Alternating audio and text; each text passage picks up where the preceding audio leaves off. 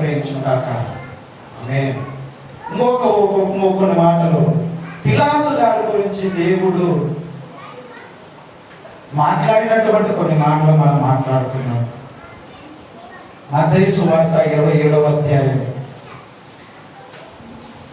ఇప్పుడు ఆయన పడినటువంటి వేదన గురించి, ఆయన ఎంత శ్రమలు పాల్పడ్డాడో, ఎన్ని నిందలు అవమాన పడబడ్డాడో వాటి గురించి కొన్ని మాటలు మనం తెలుసుకున్నాం. ఇప్పుడు ఉపవాసం గురించి తెలుసుకున్నాం, మనం ఎలా ఉండాలో. ఇక మీదట మనము మనుషులు కనపడకుండా దేవుని కనపడేలా బ్రతుకుతాం. ఇప్పుడు ఆయన మన కొరకు చేసినటువంటి త్యాగాన్ని, ఆయన మన కొరకు చేసినటువంటి ఆ శిలువ త్యాగాన్ని, దానికంటే ముందుగా కొన్ని మనకు ఆ ప్రభువు కొన్ని మనకు మత్తయి సువార్తలో రాయించాడు, కొన్ని తెలుసుకున్నాం. మత్తయి సువార్త 27వ అధ్యాయము 11వ వచనం. యేసు అధిపతి ఎదుట నిలిచెను.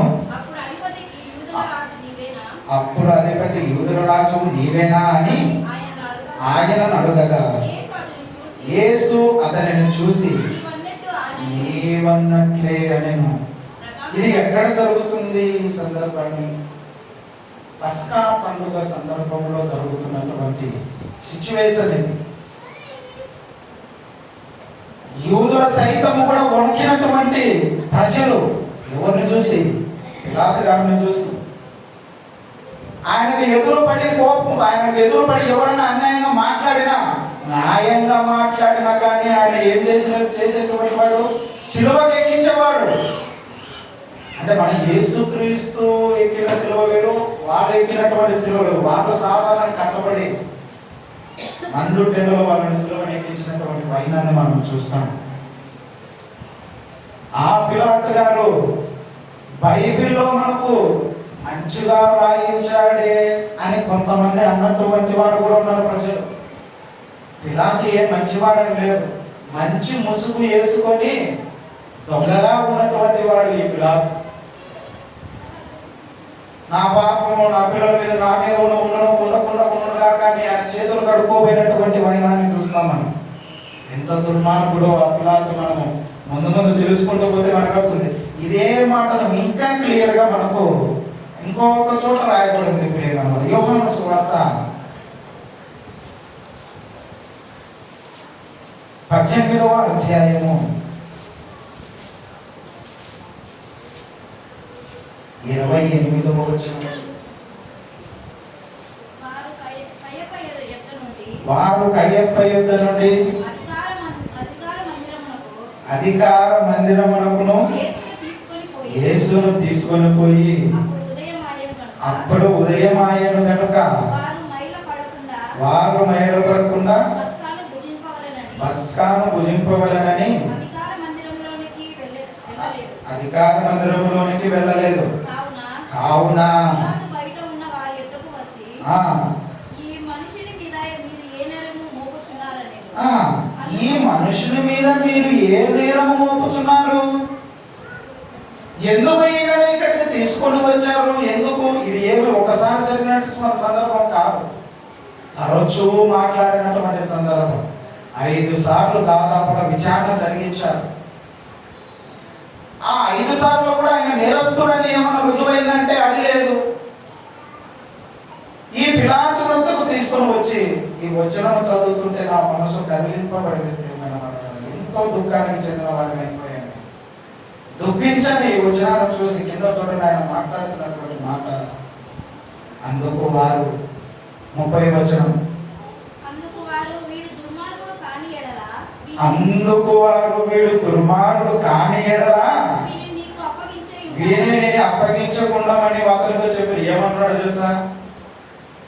యేసు ప్రభువును ఇట్లా నిలవబెట్టి, వీడు ఏం మంచివాడు అనుకుంటున్నావా? మంచివాడైతే నేను మీ దగ్గరికి ఎందుకు తీసుకొని వస్తాను? ఎంత దుర్మార్గుడో తెలుసా? ఎంత దుర్మార్గమైన పని చేశాడో తెలుసా? ఏం చేశాడు అని అడిగితే, ప్రజల దగ్గర ట్యాక్స్ కలెక్ట్ చేస్తున్నాడు.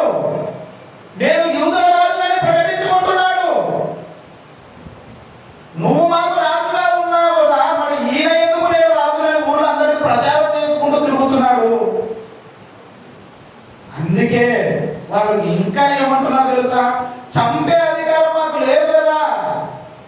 అందుకే నేను మీ దగ్గరకు తీసుకొని వచ్చానయ్యా.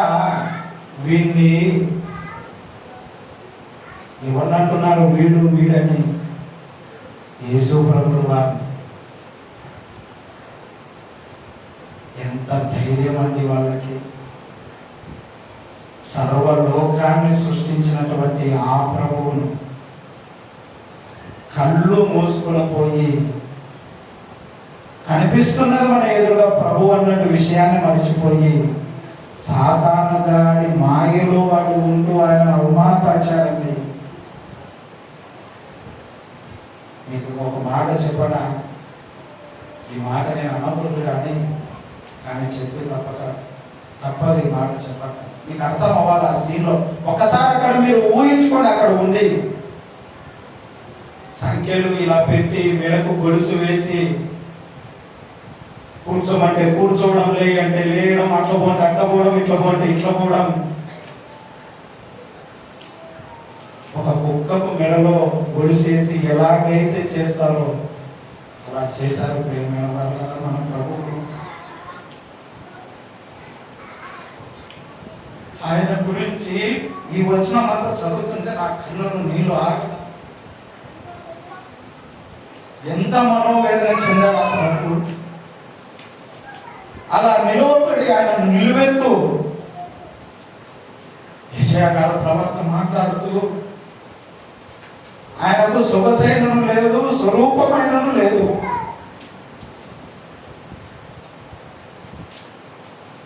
ఎవరికి లేదు ప్రియమైన వాళ్ళ?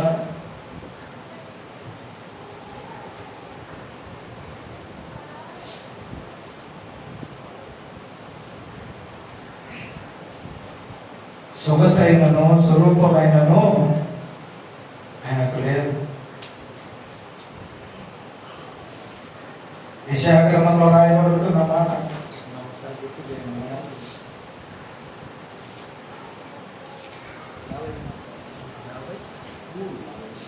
53వ అధ్యాయం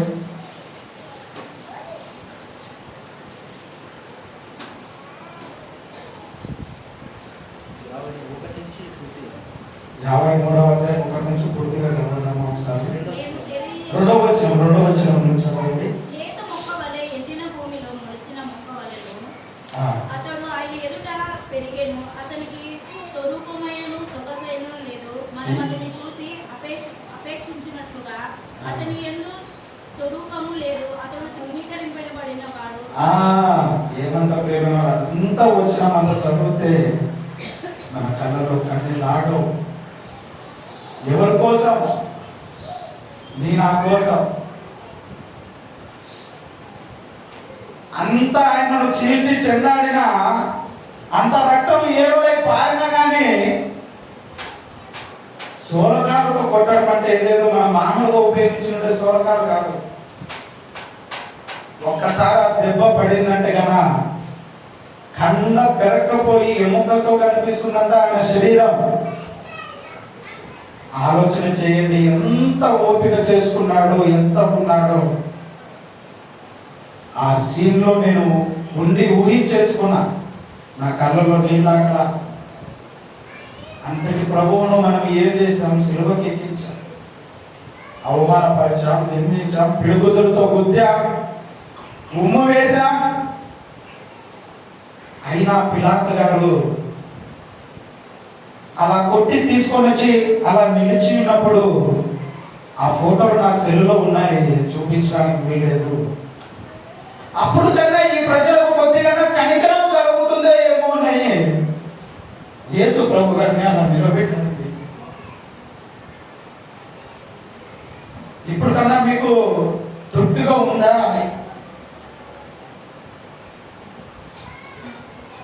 ఇంకా ఏం చేయాలని, ఇంత చేశాను, ఇంత కొట్టారు, ఇంత చేశారు, ఇంత ఉంది అని పిలాతు గారు చెప్తూ ఆయన మాట్లాడుతుంటే యూదులందరూ ఏమన్నారో తెలుసా?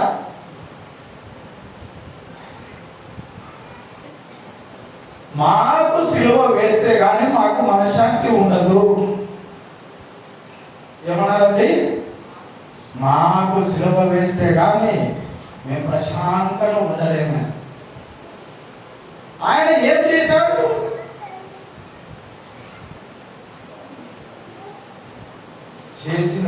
తప్పు కూడా లేదు. ఆయన పాపులందరికీ దగ్గరికి తీశాడు, ప్రేమించాడు.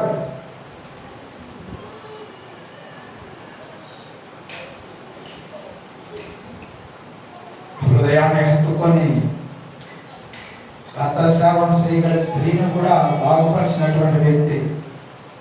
నిందిస్తున్నా, అవమానపరుస్తున్నా, శిలువలో ఒక సైడ్ మరణిస్తూ కూడా కింద ఏమంటున్నాడు ఆయన ఆ శిలువ మీద నుండి, తండ్రి వీరేమి చేస్తున్నారో వీరు ఎరుగరు కనుక వీరిని క్షమించు తండ్రి. ఈ ప్రేమ మనము ఈ భూమి మీద ఏ మనుషులైనా మనం చూడగలమా? నాకు అన్ని లాగడం లేదు ప్రేమ.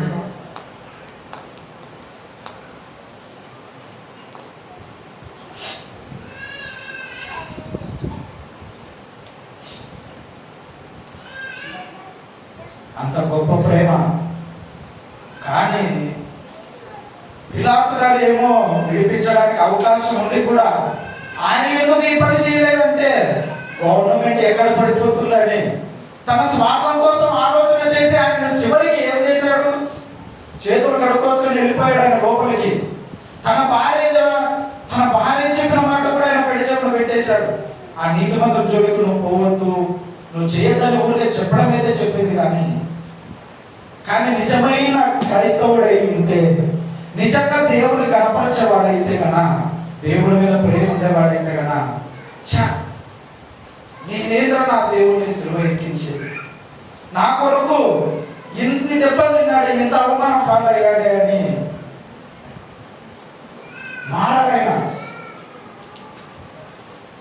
దొంగైనా మారిపోయాడేమో. కానీ చివరి క్షణంలో నేడు నువ్వు నాతో కూడా పరదేశంలో ఉండు అని ఆ దొంగైనా మారాడు. కానీ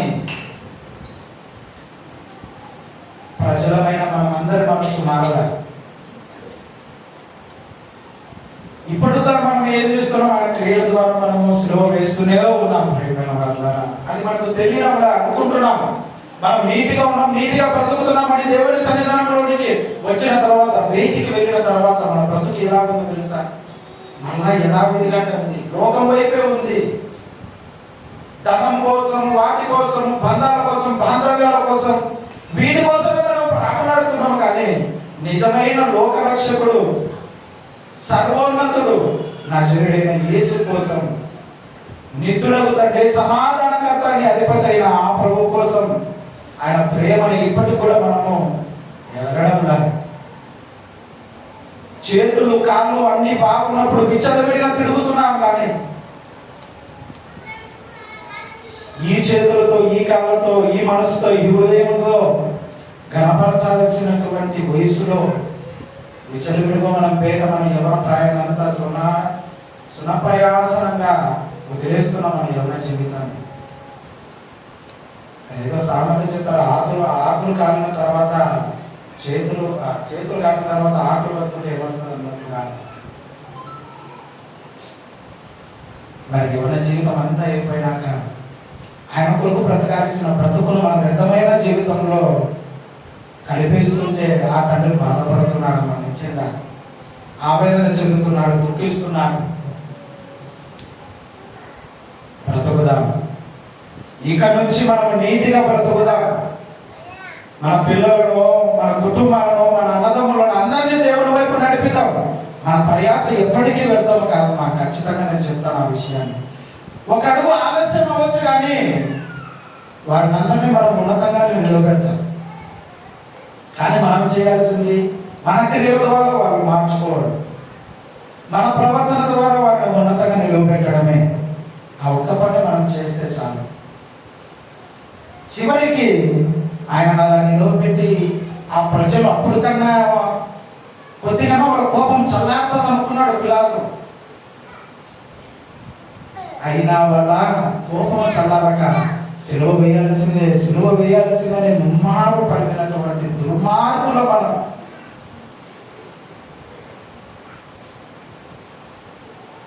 పిలాతు గారు ఇంకా ఏం మాట్లాడుతూ అయినా చూడండి. ఇంకొకసారి యోహాను సువార్త 19వ అధ్యాయంలో నాకు అధికారం లేదా, నువ్వు ఏదైనా నోరు తెలిసి మాట్లాడు అన్నటువంటి సందర్భాన్ని మనం అక్కడ చూస్తాం. 19వ అధ్యాయం 10వ వచనం.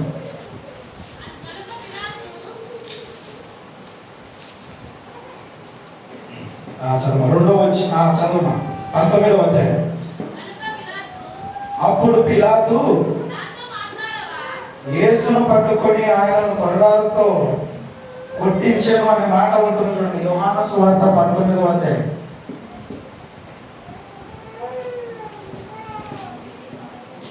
యోహాను సువార్త 19వ అధ్యాయము. అప్పుడు పిలాతు యేసును పట్టుకొని ఆయనను కొరడాలతో కొట్టించెను. సైనికులు ముళ్ళ కిరీటము నల్లి ఆయన తల మీద పెట్టి ఊదారంగు వస్త్రం ఆయనకు తొలగించి ఆయన యుద్ధకు వచ్చి యూదుల రాజా శుభమని చెప్పి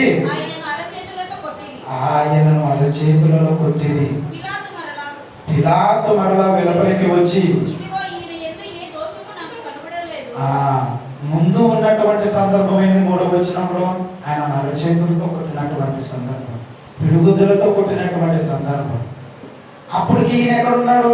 లోపల ఉన్నాడు. మళ్ళా ఎక్కడికి వచ్చినాడు? బయటకు వచ్చినాక మళ్ళీ ఏమడుగుతున్నాడు?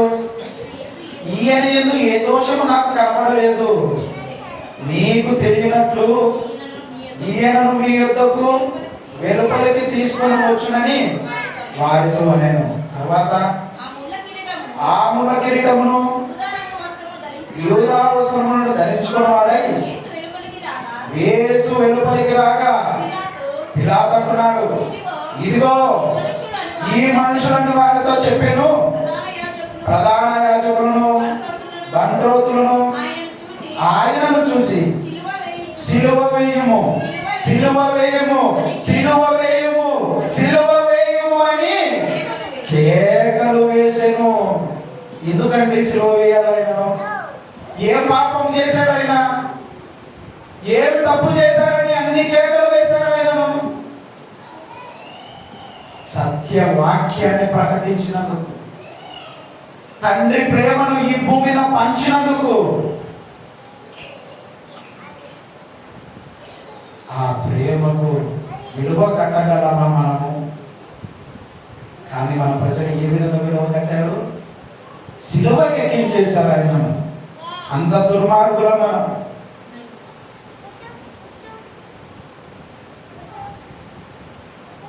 అందుకు 10వ వచనంలో మాట్లాడుతున్నటువంటి మాట పిలాతు గారు చూడండి, ఆయన ఏమన్నా నోరు తెలిసి మాట్లాడితే ఏదన్నా చేద్దాం అనుకుంటున్నాడు. ఆయన ఏం ఫీల్ అవుతున్నాడు? సర్వాధికారం నాకుందని ఆయన అనుకుంటున్నాడు. రాజు కదా అంటున్నాడు. ఆయన ఏ రాజు అనుకుంటున్నాడు? ఆయన స్థానంలో ఈనాడు వస్తాడో, లేకుంటే ఒకరి స్థానంలో ఈనాడు వస్తాడని వీళ్ళు అనుకుంటున్నారు. కానీ ఆయన రాజ్యం ఈ సంబంధమైనది కాదు, పరలోక సంబంధమైన రాజ్యం అన్నటువంటి విషయాన్ని గ్రహించలేకపోయారు వాళ్ళు. చూడండి ప్రియమైన వాళ్ళు 10వ వచనంలో మాట్లాడుతూ, కనుక పిలాతు అంటున్నాడు యేసుతో, నాతో మాట్లాడవా? నిన్ను విడుదల చేయటకు నాకు అధికారం ఉన్నదనియు, నిన్ను సిలువ వేయుటకు నాకు అధికారము కలదనియు నువ్వు ఎరుగవా? ఎవరితో చెప్తున్నాడండి ఈ మాట? పిలాతు యేసు ప్రభుతో చెప్తున్నాడు. నాకేం అధికారం లేదనుకుంటున్నావేమో, నేను సిలువ వేయకుండా కూడా తప్పించే అధికారం నాకుంది, నువ్వేం మాట్లాడవా? కానీ కింద అంటున్నాడు చూడండి, అందుకు యేసు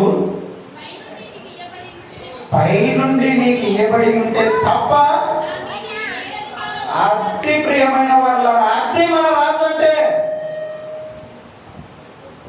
ఆయన అనుకుంటున్నాడు, ఈ భూమి మీద నాకు సర్వాధికారం ఉంది, ఒక పదవి ఉండేసరికి నేను ఇది చేయగలను అది చేయగలను అనుకుంటున్నాడు.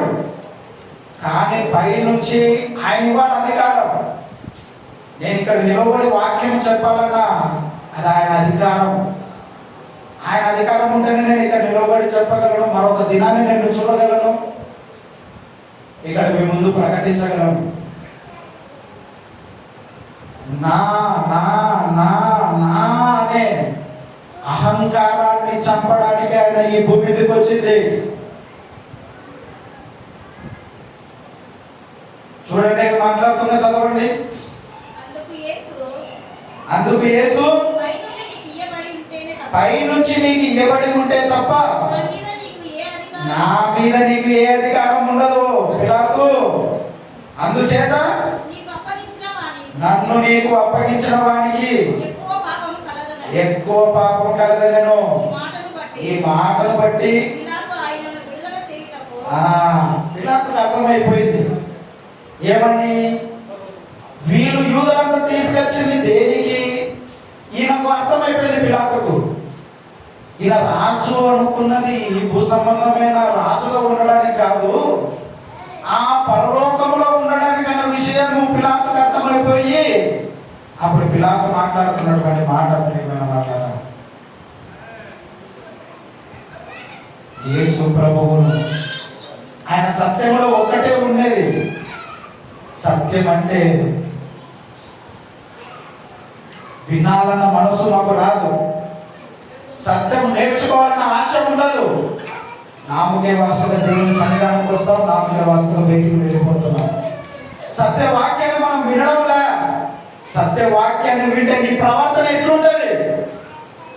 అనేక మందికి మాదిరికరం ఉంటది. సత్యవాక్యాన్ని నీ హృదయంలో నింపుకుంటే ఎలా ఉంటుందో తెలుసా? నీ జీవితం ఉన్నతంగా ఉంటుంది. ఈ భూ సంబంధమైన మనసులు గ్రహించలేవు ఆ సత్యాన్ని. నిజమైన సత్యం మనలో వెలుగు నింపడమే కాదు, నలుగురికి వెలుగును నింపిస్తుంది మన సత్యం. అలాంటి సత్యమైన జీవితం ఉందా మనలో? ఆ సత్యాన్ని, వాక్యాన్ని స్థాపించడానికే వచ్చాడు. నా అనే గర్వాన్ని తీయడానికే ఆ ప్రభు వచ్చాడు ప్రేమైన వాళ్ళ ఈ భూమి మీదకి.